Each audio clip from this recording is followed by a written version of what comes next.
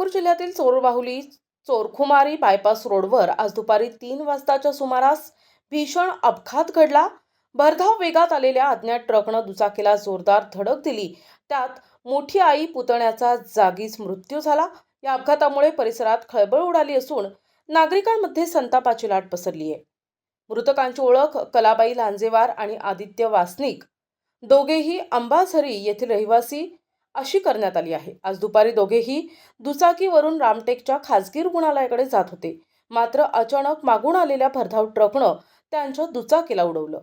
धडक एवढी भीषण होती की दुचाकी चक्काचूर झाली आणि दोघेही ट्रकच्या चाकाखाली आल्यानं जागेवरच चिरडले गेले. रक्ताच्या थारोळ्यात पडलेल्या मृतदेहाचे दृश्य पाहून नागरिकांच्या अंगाचा थरकाप उडाला. अपघात होताच ट्रक चालक घटनास्थळी थांबण्याऐवजी ट्रकसह पसार झाला. नागरिकांनी तातडीनं देवलापार पोलिसांना आणि ओरिएंटल टोल प्लाझा खुमारी टीमला याची माहिती दिली. काही वेळातच टोल प्लाझा टीम आणि पोलीस घटनास्थळी दाखल झाले.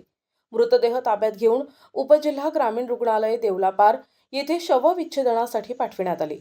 पोलिसांनी घटनास्थळी पंचनामा केला असून फरार ट्रक आणि चालकाचा शोध सुरू केलाय.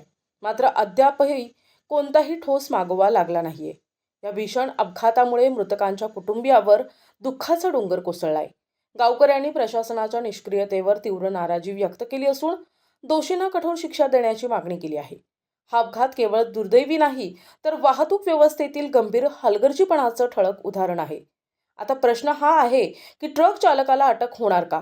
मृत्यूला जबाबदार असलेल्या वाहतूक व्यवस्थेवर कारवाई होणार का? प्रतिनिधी अजय मेहरकुळे, NTV न्यूज मराठी, रामटेक, नागपूर.